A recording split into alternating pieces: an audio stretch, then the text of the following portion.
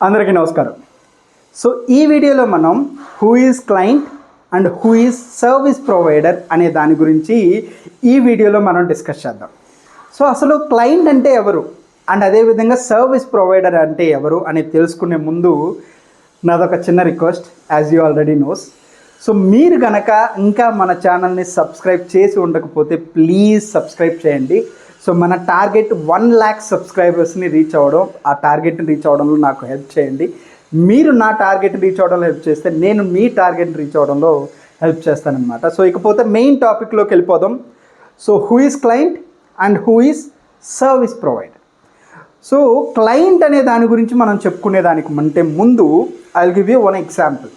So చాలా వరకు అంటే ఇప్పుడు ఈ ఎస్ఏపి అప్లికేషన్లో డేటా రికార్డింగ్ గురించి నేను ఎగ్జాంపుల్గా తీసుకుంటాను. ఎలా అంటే చాలా వరకు కొన్ని కంపెనీస్ వర్క్స్ రికార్డ్ చేయడం కోసం వాళ్ళు స్పెసిఫిక్గా ఒక టీమ్ని హైర్ చేసుకోకుండా అలాంటి వర్క్ని మేబీ ఇంకొక కంపెనీకి కాంట్రాక్ట్ ఇస్తున్నారు. సో ఎలా అంటే ఇప్పుడు for example there is a company, maybe ఒక ఎంఎన్సీ కంపెనీ అనుకుందాం. ఇప్పుడు ఈ ఎంఎన్సీ కంపెనీలో అకౌంట్స్ రికార్డ్ చేయాలి. అంటే వాళ్ళకి ఏవైతే ట్రాన్సాక్షన్ జరిగాయో, ఏవైతే ఎక్స్పెన్సెస్ జరిగాయో, ఏవైతే పేమెంట్స్ జరిగాయో, ఏవైతే పేమెంట్స్ రిసీవ్ చేసుకున్నారో అంటే ఇన్కమ్ రిలేటెడ్ ట్రాన్సాక్షన్ ఇలాంటి అన్నీ కూడా రికార్డ్ చేయాలి. కానీ వాళ్ళు స్పెసిఫిక్గా ఒక టీమ్ని హైర్ చేసుకొని మళ్ళీ ఒక ఆఫీస్ సెటప్ చేసి ఇలా చేయకుండా అలాంటి వర్క్ని ఇంకొక కంపెనీకి ఇచ్చారు. ఇప్పుడు there is a ABC company అనుకుందాం. వాళ్ళకి అకౌంట్స్ మెయింటైన్ చేయడానికి సపరేట్ టీమ్ని హైర్ చేసుకోకుండా ఇన్ఫోసిస్ కంపెనీకి కాంట్రాక్ట్ ఇచ్చారు అనుకుందాం. సో ఇప్పుడు ఇన్ఫోసిస్ కంపెనీ ఏం చేస్తుంది, ఏదైతే ఏబీసీ కంపెనీ డేటా ఇస్తుందో ఆ డేటాని బేస్ చేసుకొని ఇన్ఫోసిస్ కంపెనీ మొత్తాన్ని కూడా వాళ్ళ అకౌంట్స్ అంటే ఆ డీటెయిల్స్ అన్నిటిని కూడా సాఫ్ట్వేర్లో రికార్డ్ చేస్తుంది. సాఫ్ట్వేర్లో రికార్డ్ చేసి weekly basis, monthly basis reports మొత్తాన్ని కూడా ఏబీసీ కంపెనీకి సబ్మిట్ చేస్తుంది డేటాని. సో ఇలా ఏదైతే ఇలా వర్క్ వాళ్ళు చేయకుండా ఇంకొక కంపెనీకి కాంట్రాక్ట్ ఇస్తుందో, సో ఇలాంటి టైప్ ఆఫ్ వర్క్స్ని లైక్ వేరే ప్రాజెక్ట్స్ అని అంటే client is different, service provider is different. ఇలాంటి సినారియోలో క్లయింట్ వచ్చేసరికి ఏబీసీ కంపెనీ, సర్వీస్ ప్రొవైడర్ వచ్చేసరికి ఇన్ఫోసిస్ కంపెనీ.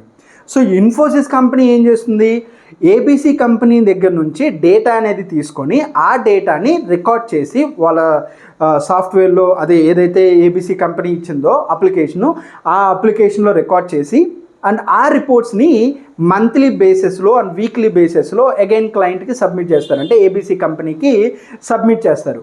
దీనివల్ల ఏంటి లాభం అంటే ఏబీసీ కంపెనీయే స్పెసిఫిక్గా వాళ్ళు ఒక ఎంప్లాయీస్ని హైర్ చేసుకొని వాళ్ళే ఇలాంటి రికార్డింగ్ అనేది చేయొచ్చు కదా, ఎందుకు వేరే కంపెనీకి ఇవ్వడం, కాస్ట్ కదా అనుకోవచ్చు. కాదు, మనీ సేవ్ అవుతుంది. ఎలా మనీ సేవ్ అవుతుందనంటే ఇప్పుడు ఇన్ఫోసిస్ కంపెనీ ఇండియాలో ఉంది. ఇప్పుడు ఏదైతే ఏబీసీ కంపెనీ ఉందో జస్ట్ అస్యూమ్ దట్ యూకేలో ఉంది అనుకుందాం, యూకేలో కానీ ప్యారిస్లో కానీ ఉంది అనుకుందాం. సో ఇప్పుడు అక్కడ ఇలాంటి ఒక వర్క్ చేయడం కోసం ఎంప్లాయీస్ని హైర్ చేసుకొని వాళ్ళకి ఇచ్చే శాలరీస్ అనేది ఎక్కువగా ఇవ్వాల్సి వస్తుంది. అక్కడ ఎక్స్పెండిచర్ హైగానే ఉంటుంది, వాళ్ళ శాలరీస్ కూడా హైగానే ఉంటాయి. సో ఎందుకు ఇప్పుడు అలాంటి ఒక మాన్యువల్ అంటే లైక్ ఎంప్లాయ్మెంట్ అండ్ ఇలాంటి వర్క్స్ చీప్గా వర్క్ దొరుకుతుంది అంటే అలా తప్పుగాని కాదు, ఇండియాలో ఇలాంటి వర్క్స్ చాలా తక్కువ ప్రైస్కే ఆఫర్ చేస్తూ ఉంటారు. సో అక్కడ ఉండే ఎంప్లాయ్మెంట్కి ఇక్కడ ఉండే ఎంప్లాయ్మెంట్కి అక్కడ ఇచ్చే శాలరీస్కి ఇక్కడ ఇచ్చే శాలరీస్కి డిఫరెన్స్ ఉంటుందా ఉండదా? Agree or not? మీరు అగ్రీ చేస్తారా లేదా?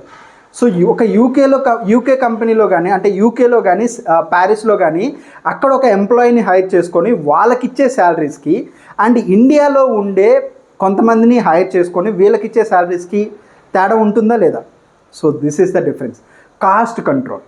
సో ఇలా నెంబర్ ఆఫ్ వేలో వాళ్ళు కాస్ట్ కంట్రోల్ చేయడానికి స్కోప్ అనేది ఉంటుంది. ఒక ఆఫీస్ సెటప్ కానీ ల్యాప్టాప్ కానీ ఇలాంటివన్నీ వీళ్ళు స్పెసిఫిక్గా పర్చేస్ చేసి వీళ్ళు ఒక సెటప్ చేసి రికార్డింగ్ చేయడానికి, లేదు అని అంటే వేరే వాళ్ళకి ఇలాంటి వర్క్ ఒక అసైన్ చేసి డేటా యాక్యురేట్గా రికార్డ్ అయిందా లేదా అని తెలుసుకోవడానికి చాలా తేడా ఉంటుంది. కాస్ట్ కంట్రోల్ అంటే హ్యూజ్ డిఫరెన్స్ అనేది ఉంటుంది. అందుకోసం అని చెప్పి చాలా కంపెనీస్కి ఈ విధంగా ఇండియాకి ప్రాజెక్టులు అనేది వస్తుంది.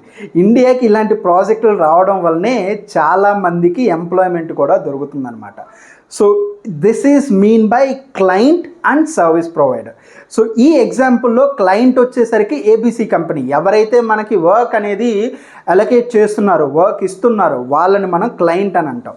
ఎవరు వర్క్ అయితే చేస్తున్నారో, ఎవరైతే వర్క్ ఫినిష్ చేసి అంటే రిపోర్ట్స్ ఇస్తున్నారో వాళ్ళని మనం సర్వీస్ ప్రొవైడర్ అని అంటాం. సో ఐ హోప్ ఈ వీడియో మీకు ఎంతో కొంత హెల్ప్ అయిందని అనుకుంటున్నాను.